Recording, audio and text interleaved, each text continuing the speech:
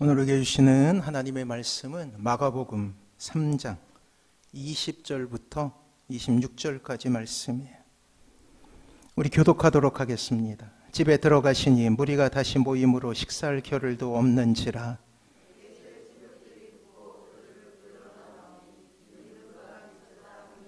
예루살렘에서 내려온 서기관들은 그가 바알세불이 집혔다 하며 또 귀신의 왕을 힘입어 귀신을 쫓아낸다 하니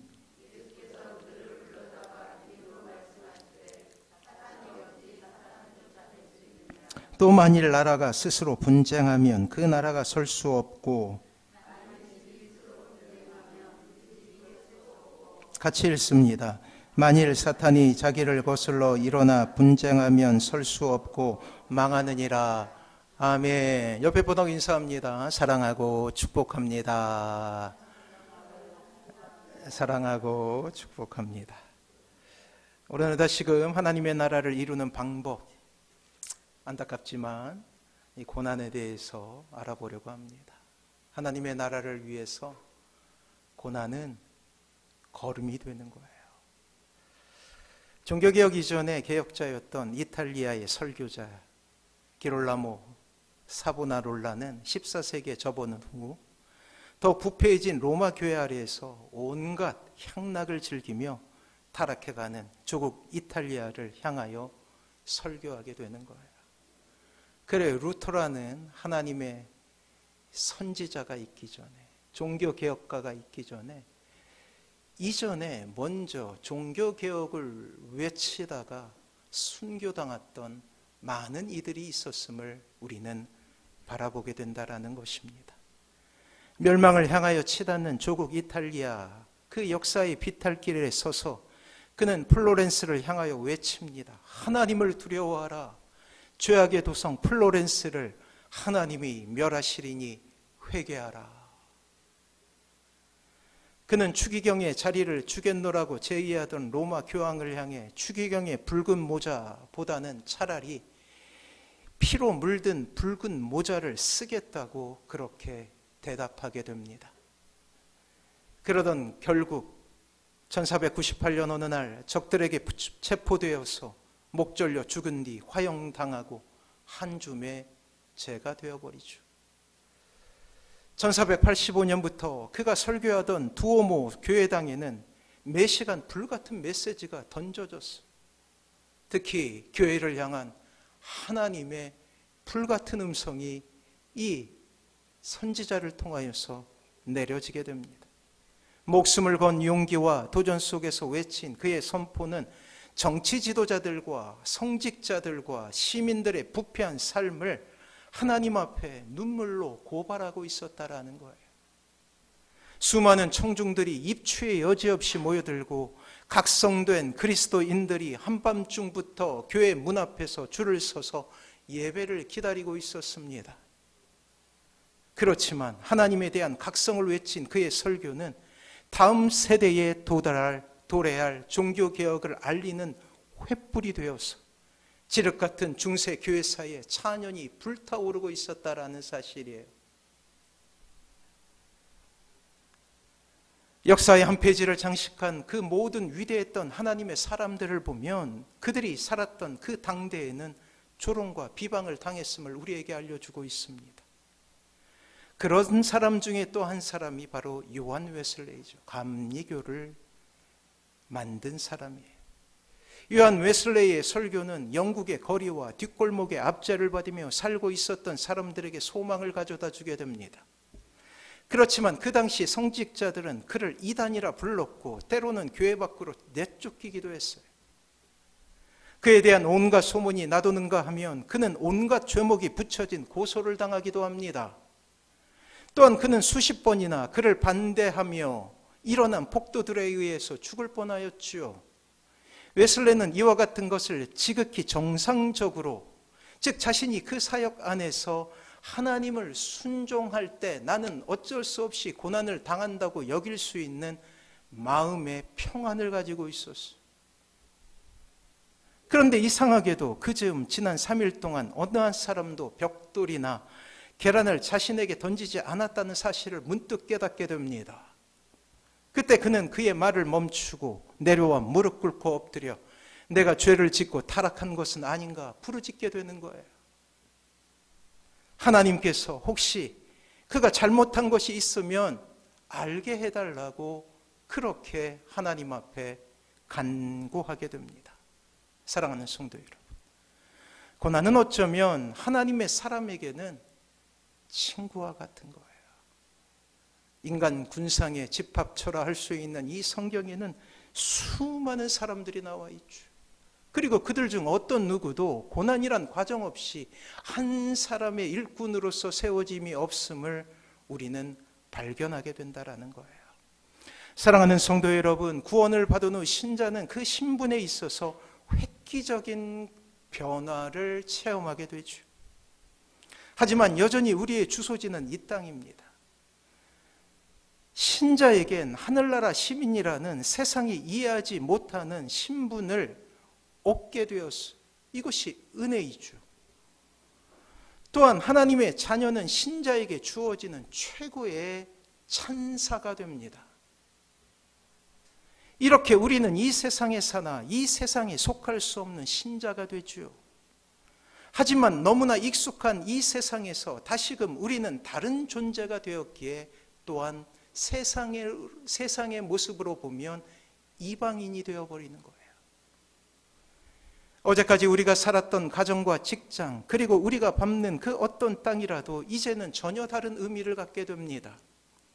여전히 똑같은 차를 타고 여전히 같은 책상에 앉고 동일한 공간에 살아가고 있지만 계속해서 똑같은 사람들을 만나고 또한 대화를 나누지만 이제 그들은 다른 사람이 되는 거예요. 이제 우리가 살고 있는, 우리가 발을 딛고 사는 곳은 다른 세상이 되어버리는 거예요. 그렇습니다. 우리는 새로운 사람이 되어버린 것입니다. 그렇게 사도 바울은 우리 모두가 새로운 피조물이라 이렇게 고백하고 있었죠. 이제 우리는 이 세상 속에서 전혀 다른 삶의 모습을 가지고 살아가는 존재가 되어버린 거예요. 새로운 신분이 주어졌고 새로운 신분은 새로운 삶을 요구하게 됩니다. 또한 새로운 삶은 이제 전혀 이질적인 이 세상 속에 살아가는 신자에게 안타깝지만 고난을 요구할 때가 있다라는 거예요. 그래서 신자가 당하는 고난은 존재론적인 고난이에요. 그래요. 신자에게 고난이 낯설지 않는 이유는 신자가 사는 곳이 세상이기 때문이에요. 만약 하나님께서 구원받는 그 순간 우리를 하나님의 나라로 부르셨다면 없을 법한 갈등이자 고난이라는 거예요. 하지만 하나님은 이 땅에 여전히 우리를 발을 딛고 살게 하십니다. 이러한 이질적인 삶, 이것은 우리에게 사명을 주게 되는 거예요. 어떤 이는 이것을 꿈이라 부르고 어떤 이는 이것을 소명이라 부르게 되죠. 우리에겐 이제 품어야 될 가족이 있습니다. 믿지 않는 형제 자매들이 있으며 아직도 하나님이 알지 못하는 이웃들이 있어요. 사명은 곧 눈물이 되고 때로는 통곡이 되지요. 그렇습니다. 세상은 여러 가지로 신자의 삶에 어려움을 주게 되는 거예요. 성경은 특별히 주님의 삶을 통해 이 고단한 삶을 우리에게 먼저 보여주고 있어요. 주님께서도 그리 세상 속에서 고난을 당하시고 계심을 보여주십니다. 특별히 오늘 말씀을 통하여 우리는 예수님의 이 땅에서의 삶이 쉽지 않았음을 알게 되죠. 그렇습니다. 이 땅에서의 예수님의 삶은 단 한순간의 안락함도 거부하는 삶이었어요. 해가 지도록 주님은 발로 사람들을 찾기에 바쁘셨고 주님의 손은 사람들의 아픔을 만지시기에 정신이 없으셨죠. 주님의 심장은 사랑으로 넘쳐서 단 한순간도 그 힘찬 박동을 멈추신 적이 없습니다. 그리고 주님의 눈은 고통당하는 사람들을 보시며 한시도 눈물이 흐르지 않은 때가 없었어요. 자신의 삶에 주어진 사명의 시간, 공생의 3년간의 시간을 쪼개고 쪼개어 이 땅에 위로가 필요한 사람들, 고통으로 애통하는 사람들을 만지시기에 전념하셨다라는 거예요. 그렇게 자신의 삶 속에 휴식이라는 단어를 제하여 버렸고, 배의 고물에서 잠을 청하시거나 낯선 길 이름 모를 나무에 기대어 잠시의 휴식을 취하시는 것이 바로 예수님께서 허락받으신 이 땅에서의 삶이었다라는 사실입니다. 이렇게 주님의 삶은 바쁘셨죠. 단 한순간도 지체하지 않으셨어요. 자신의 유익과 자신의 배부름 때문이 아니라 이 세상에 고통받는 사람들을 위함으로 그 삶을 온전히 채우십니다. 바로 이 시간 예배를 드리고 있는 저와 여러분들을 위한 삶이었다라는 거예요. 그리고 이 모든 수고가 끝나고 나머지 주님의 안식의 시간은 그저 하나님 앞에 무릎으로 자신의 모든 것을 드렸어요. 해가 지면 밤늦게까지 산 위에 올라가서 기도하시고, 새벽 미명에 한적한 곳에 가셔서 하나님께 기도하십니다. 그 열렬함으로 예수님은 항상 하나님과 교제하셨죠. 오늘 본문은 그러한 예수님의 삶을 이렇게 표현하고 있어요. 자, 주보를 참조하시기 바랍니다. 20절 말씀, 마가복음 3장 20절 말씀. 우리 같이 한번 읽어봅니다. 시작. 집에 들어가시니 무리가 다시 모심으로 식사할 겨를도 없는지라. 그렇습니다. 자신의 허기진 배를 채우시기도 전에 다시 과중한 사역의 길로 내몰리신 것이죠. 사랑하는 성도 여러분, 이것이 주님께서 걸어가신 일상의 삶이었다라는 사실이에요. 십자가를 지고 가시는 그 골고다, 그 고난 이전의 삶 역시 쉼없는 고난 가운데 보내신 삶이요, 사역으로 인한 피로와 탈진으로 점철된 성육신의 시간이었던 거예요. 우리가 이미 금요일 날 요한복음을 강의하면서 듣지 않았습니까? 주님의 고난, 주님의 핍박은 사역 초기에서부터 있었어.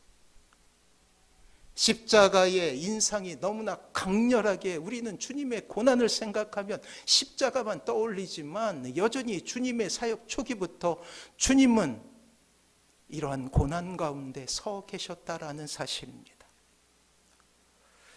십자가, 때로 이 고결한 삶의 방법에 대해 우리는 이렇게 표현합니다. 예수님이니까 갈 수 있는 길이었다라고 말이에요. 하나님의 사랑을 너무나 극명하게 드러나고 있기에 감히 우리가 가야 될 길이라고 생각하지 않으려 하는 것이 우리의 모습은 아닙니까? 그렇게 십자가의 사랑은 늘 예수님의 몫으로만 생각하는 것이 바로 우리의 변명 아니었나요? 자, 예수님의 일상을 통해 과연 십자가의 은혜를 받은 사람은 어떠한 삶을 살아갈 것인가에 대한 진지한 고민이 우리에게 필요하다라는 거예요. 사랑하는 성도 여러분, 다시 한번 말씀드리지만 주님은 참으로 치열하게 이 땅에서의 삶을 사셨어요. 하루하루 1분 1초도 낭비하지 않으셨던 삶이었죠. 그러나 오늘 본문은 이러한 주님의 사랑과 애씀과 진한 섬김의 삶에 대항하는 세상의 처사를 우리에게 고발하고 있습니다. 오늘의 에피소드는 예수님의 초기 사역 가운데 있었던 일이에요. 3년간의 공생애를 사시기 위해 주님은 제자들을 모으고 계셨죠. 그러나 아직 주님께서 사람들에게 완전히 알려지기는 전이었어요. 사람들 사이에 예수님의 존재가 조금씩 알려지던 바로 그 시점, 그때에 일어난 일이었습니다. 그날에 예수님은 영적 전쟁을 치르시, 바로 예수님의 사역을 초장에 막으려 하는 악한 영은 예수님의 친족과 가족들을 동원하여 그 사역을 막으려 했다라는 사실이에요. 예수님의 가장 약한 부분, 가족과의 관계를 틀고 예수님을 역사의 뒤로 퇴장시키려 하고 있다라는 거예요. 자, 21절이에요. 우리 같이 한번 읽어봅니다. 시작. 예수의 친족들이 듣고 그를 붙들러 나오니 이는 그가 미쳤다 하밀러라. 사역의 시작이었어요. 친척들이 나오게 되죠. 그리고 합니다. 이야기합니다. 저 예수가 미쳐서 그래.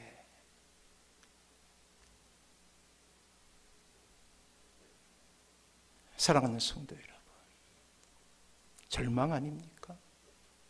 받으시는 오해의 깊이만큼이나 예수님에게는 상처로 돌아올 수밖에 없었어요. 또한 외부의 세력들이 그리하죠. 당시에 이 권력자들이라고 할 수 있었던 종교 지도자들이 나서기 시작했어요. 십자가를 통하여서 역사한 것이 아니라 그 이전에 먼저 사역 초기부터 그들은 나타나고 있었습니다. 22절에 우리 같이 한번 읽어봅니다. 시작. 예루살렘에서 내려온 서기관들은 그가 바알세불이 집혔다 하며 또 귀신의 왕을 힘입어 귀신을 쫓아낸다 하니. 사랑하는 성도 여러분, 여기서 말하는 바알세불이라는 이 바알세불은 파리떼의 왕이라는 뜻으로 귀신들의 우두머리를 의미해요. 사탄. 윌리엄 고딩이라는 사람이 소설을 하나 쓰게 되는데 이 파리대왕이라는 소설을 쓰게 되죠. 저는 그것을 소설로 본 게 아니라 영화로 봤어요. 영화로. 이 소년들, 순진무구한 소년들이 이 무인도에 한 67명의 소년들이 이제 그곳에 들어가게 되는데 이 아무런 문제가 없고 갈등도 없고 그 안에서 서로를 돕고 그렇게 행복하게 그래도 나름 잘 버틸 수 있었던 그 소년들이 조금씩 이 본성이 드러나는 거예요. 그리고 점차 그 악의 속성들이 드러나므로 서로 죽이게 되는 그런 일들이 일어나게 돼요. 제목을 파리대왕이라고 지었습니다. 서기관들은 예수님의 기적을 보며 바알세불이 집혔다 참소하고 있는 거예요. 저거는 사탄의 역사야, 악한 영의 역사야 라고 말이에요. 악마의 일이라 매도하고 예수님의 영향력을 축소시키고자 최선을 다합니다. 존경받았던 이들 아닙니까? 그들이 이야기하는 거예요. 그럼에도 오해와 매도 속에 예수님의 사역은 계속되어 왔던 것이죠. 그렇습니다. 이것이 주님께서 사셨던 3년간의 공생애에 흔히 있었던 일이라고요.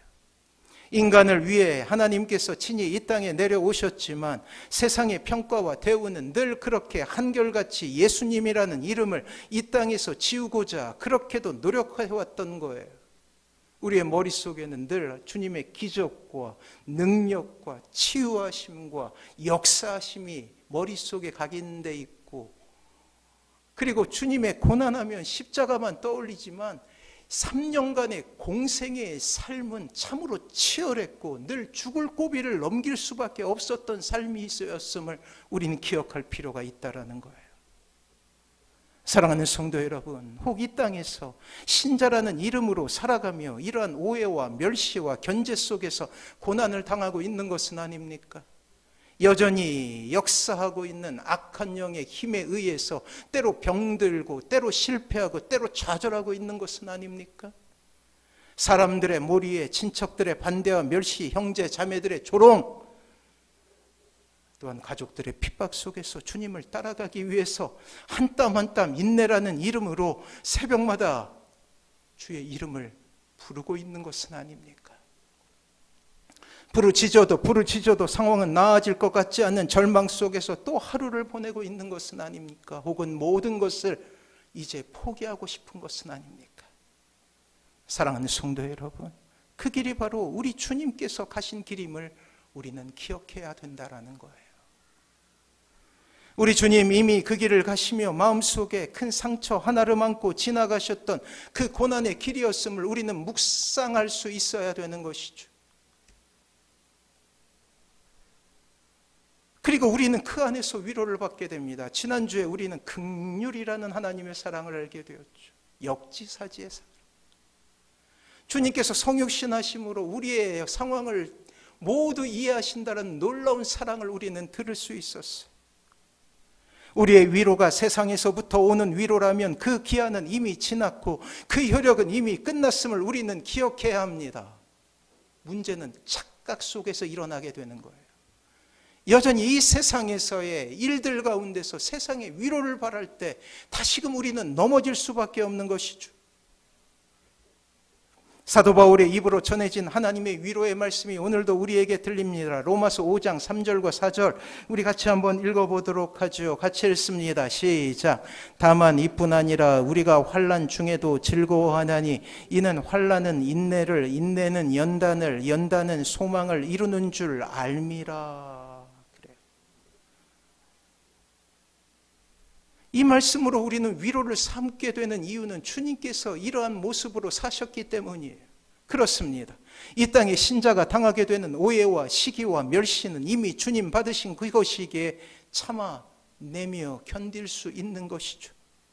사랑하는 성도 여러분, 이 고통의 순간에 더욱더 큰 믿음을 가지고 주님 앞에 나아갈 때 우리가 비록 이 땅에서 고통에 신음을 내며 아파한다 할지라도 여전히 이 세상은 살아볼 만한 세상이 되는 것임을 기억하시기 바랍니다. 이 안에서 우리는 위로함을 얻는 거예요. 허나 오늘 본문은 또 한 가지 사건을 우리에게 보도하고 있어요.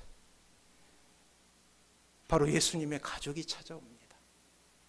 하나님의 일을 감당하기 위해 생명을 다하여 목숨을 건 사역을 하시는 그 주님을 말리기 위해 찾아온 거예요. 31절 같이 한번 읽어봅니다. 시작. 그때에 예수의 어머니와 동생들이 와서 밖에 서서 사람을 보내어 예수를 부르니 그만하고 가자는 거예요. 멈추라는 거예요. 심지어 가족들도 하나님의 경륜과 사랑 안에 있었던 그 주님의 구원 사역을 깨닫지 못하고 있었다라는 사실이죠. 사랑하는 성도 여러분, 악한 영의 공격은 참으로 가혹하기 짝이 없습니다. 이러한 공격은 지금 이 시대를 살아가는 여러분들에게도 동일하게 일어나게 되는 거예요. 하나님의 구속의 역사가 시작되는 그 순간부터 일어나는 일이었죠. 이제 구원의 원리가 사람들에게 전해지고 이 땅이 사단의 나라에서 하나님의 나라로 전환되는 바로 그 중요한 시점이었어요. 그때 악한 영은 친족과 종교 지도자들을 통해서 그리고 심지어 가족을 동원하여 하나님의 일을 반대하고 회방하고 있다는 사실을 우리가 바라봐야 된다는 것입니다. 이토록 치밀한 방법을 동원해서 예수님의 사역을 근본적으로 흔들고 있다는 사실이에요. 사랑하는 성도 여러분, 신자의 삶 역시 이렇게 출발하게 됩니다. 한 사람이 구원의 도리를 알고 하나님을 아버지라 부르는 그 순간 악한 영은 이러한 하나님의 뜻을 되돌리려 모든 방법을 동원하게 된다는 거예요. 그리고 그 방법은 그 신자의 가장 약한 부분을 치는 것으로 나타나게 됩니다. 그것을 우리는 보통의 언어로 상처라고 부르는 거예요. 끊임없이 집요하게 악한 영은 여러분의 상처들을 공격하게 되는 거예요. 우리가 이 땅에 누리게 되는 여러 가지 편리함, 이것을 제한하거나 무너뜨림으로 다시금 하나님을 알지 못하는 그때로 되돌려 놓으려고 한다라는 것입니다. 집요합니다. 치밀합니다. 오늘 이 땅에서 사역을 시작하시던 바로 그때에 사단은 예수님마저도 공격하고 있잖아요. 여러 번 말씀드렸지만 전해지는 이야기에 의하면 예수님의 유괴아버지 요셉은 비교적 일찍 요절하게 돼요. 그리고 장남이었던 예수님은 아버지께로부터 물려받은 호구지책이라 할 수 있는 목수의 일을 하게 됩니다. 가게를 차리고 나무 공방처럼 많은 사람들이 취미로 이 목수 일을 하는 것이 아니었어요. 그때는 옛날에 우리나라에도 있었죠. 구두 닦기들이 있었어요. 돌아다니면서 구두 닦고 돈을 버는 소년들이 있었죠. 마찬가지로 그 당시에 그렇게 이 상자 하나 옆에 끼고 망치 들고 목 가지고 돌아다니면서 의자 고치시오, 책상 고치시오 라고 말하면서 소년 가장이 되어서 가족들을 부양했어요. 30살까지 말이에요. 하지만 이제 공생애라는 전혀 다른 삶을 살려고 하는 바로 그때에 사단의 공격 가운데 놓여 예수님은 참으로 뼈아픈 말씀을 우리에게 전하고 계십니다. 이러한 가족들을 향하여 주님은 이렇게 말씀하시죠. 34절, 35절 주보에 있습니다. 같이 한번 읽어볼까요? 시작. 둘러앉은 자들을 보시며 이르시되 내 어머니와 내 동생들을 보라.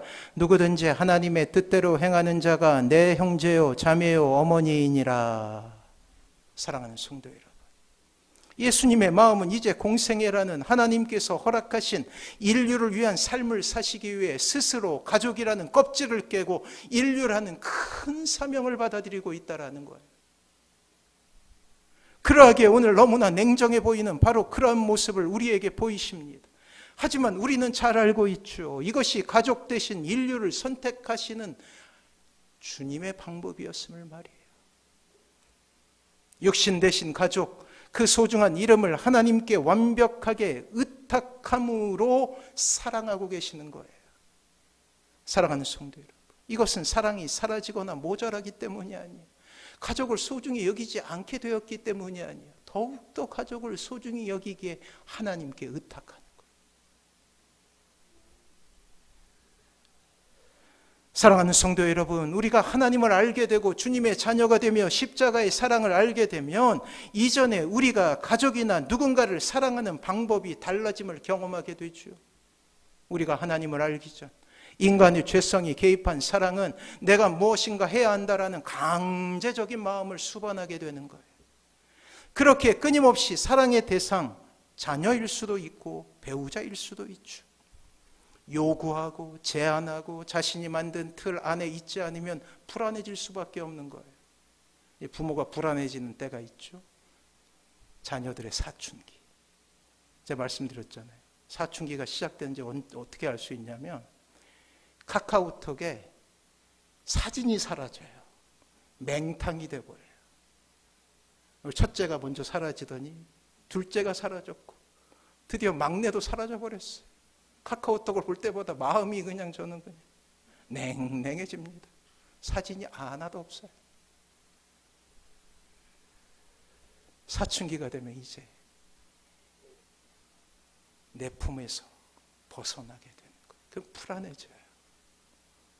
자녀들도 불안하고 부모도 불안해지는 거예요. 갈등이 일어나죠.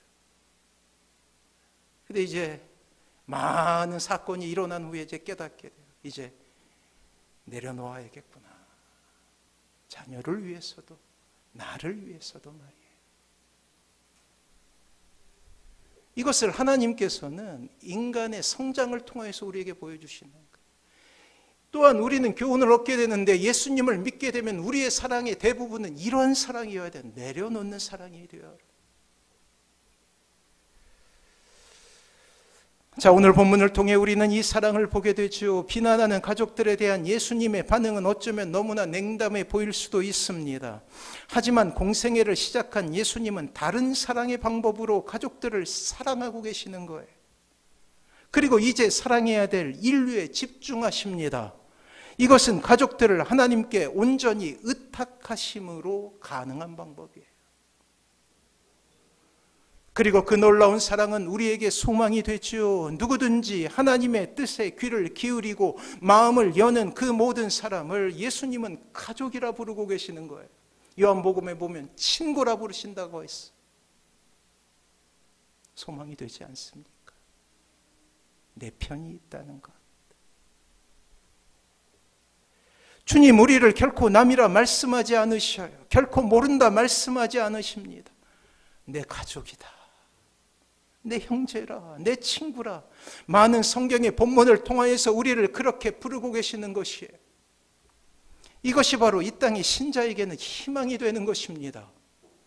이 아침 주님의 사랑을 다시금 회복하시는 귀한 은혜가 있기를 소원합니다. 사랑하는 성도 여러분, 우리는 결코 혼자가 아니에요. 주님 친히 손을 내밀어 우리의 손을 잡아주시고 또 우리의 눈에서 눈물을 닦아주시죠. 주님 안에서 위로를 얻는 귀한 시간이 되시는 여러분 되시길 바랍니다. 아울러서 신자의 참된 사랑에는 의탁의 마음이 있어야 돼요. 하나님께 맡기십시오. 모든 것을 내려놓으십시오. 신자의 사랑은 다를 수밖에 없어요. 사랑하지 않아서가 아니라 의탁하기에 가능한 사랑을 해야 하는 거예요. 이것은 본성을 거스르는 일이기 때문에 쉽지 않아요. 내려놓는 것이기 때문에 쉽지 않습니다. 그럴 때 더욱 주님을 의지하는 거예요. 주님께서 보여주셨던 그 사랑, 애틋한 가족을 향한 사랑이 이미 있음에도 불구하고 억제하시고 그들은 내 가족이 아니라 여기서 주의 뜻대로 하는 이들이 내 가족이다라고 말씀하시는 그 사랑을 우리는 배울 수 있어야 되는 거예요. 우리의 사랑의 방법은 우리의 방법을 포기하기 때문이 아니라 하나님을 신뢰할 수 있기 때문에 할 수 있는 사랑임을 기억하는 거예요. 가족, 특별히 자녀들을 사랑하며 우리는 이 의탁이라는 거룩한 내려놓음을 통해 그들 또한 하나님을 만나게 됨을 기억할 수 있어야 되는 것입니다. 결국 나를 포기할 때만 가능한 사랑인 거예요. 내가 나 자신을 포기할 때, 나를 십자가에 못 박을 때만 가능한 사람임을 기억하시고 모든 것을 주께 내려놓는 놀라운 은혜가 있길 바랍니다. 악한 영은 여전히 여러분들의 약한 것을 너무나 잘 알아요. 성경 공부할 때는 저는 프로페셔널이라고 했죠. 끊임없이 분석합니다. 그리고 데이터를 가지고 여러분들을 공격하게 될 거예요. 그 상처라고 불렀죠. 어릴 적 여러분들이 경험하게 했던 그 상처, 성장하며 경험하게 되었던 그 상처를 끊임없이 공격하게 될 거예요. 하지만 기억하십시오. 악한 영이 아무리 그 상처를 공격한다 할지라도 여러분의 고귀함과 아름다움을 해칠 수 없음을 말이에요. 여러분들은 참으로 존귀한 사람들입니다. 이 땅에서의 실패가, 이 땅에서의 절망이 여러분들의 값을 의미하지 않는다라는 거예요. 그렇습니다. 하나님의 나라는 고난 가운데 피는 아름다운 꽃이라 할 수 있어요. 어쩌면 우리의 인생 가운데 제하여 버리고 싶은 단어이기도 하죠. 고난이란 단어. 하지만 이 고난을 통해 우리는 더 큰 하나님의 위로와 그리스도의 사랑을 만나게 됩니다. 이 두 가지 이유 때문이라도 고난은 이제 우리에게 다른 의미로 다가오게 되는 거예요. 여러분들의 삶 가운데 고난이 찾아오면 아, 그때가 되었구나 라고 생각하시면 되는 거예요. 철저하게 내려놓으십시오. 하나님 앞에 의탁하십시오. 그리고 하나님께서 함께 하십니다. 이미 주님께서 가신 길이지요. 이 안에서 우리는 결국 승리하게 될 거예요.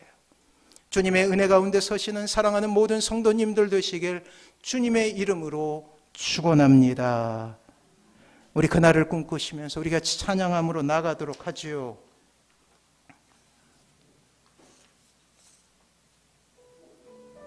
이곳에 생명샘 솟아나.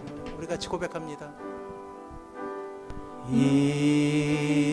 이곳에 생명샘 솟아나 눈물 골짝 지나갈 때에 머자나 열매 맺히고 웃음소리 넘쳐나리라.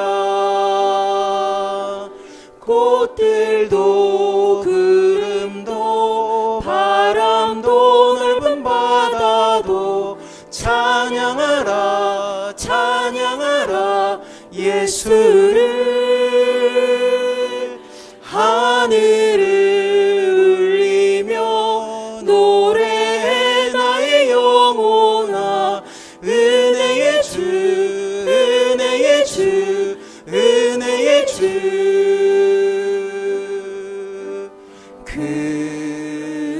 그날에 하늘이 열리고 모든 이가 보게 되리라.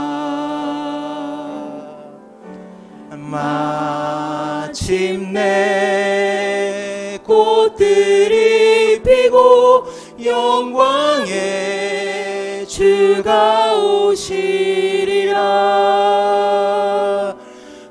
꽃들도 구름도 바람도 넓은 바다도 찬양하라 찬양하라 예수를. 하늘을 울리며 노래해 나의 영혼아. 은혜의 주 은혜의 주 은혜. 그날에 하늘이 열리고 그날에 하늘이 열리고 모든 이가 보게 되리라.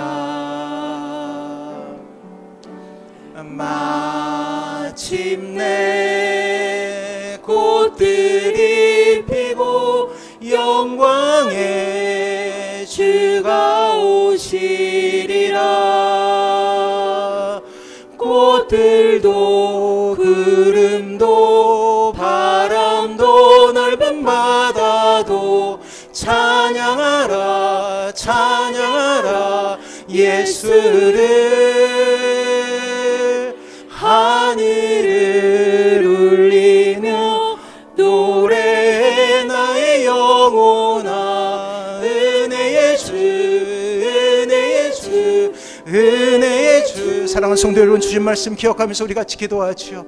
그렇습니다. 어떠한 고난 가운데서도 낙심하지 마십시오. 우리 주님께서 함께 하십니다. 주님께서 가신 길이기에 우리 또한 그 길 가며 하나님의 보호하심과 하나님의 인도하심을 보게 될 거예요. 우리 같이 하나님 앞에 간구합니다. 하나님, 우리의 가정 가운데 하나님의 나라가 이루어지게 하여 주시옵소서. 고난과 절망 가운데서도 소망을 잃지 않게 하여 주시옵소서. 하나님을 하나님만 바라보는 인생이 되게 해달라고 우리 주여 한번 부르고 같이 기도하도록 하겠습니다.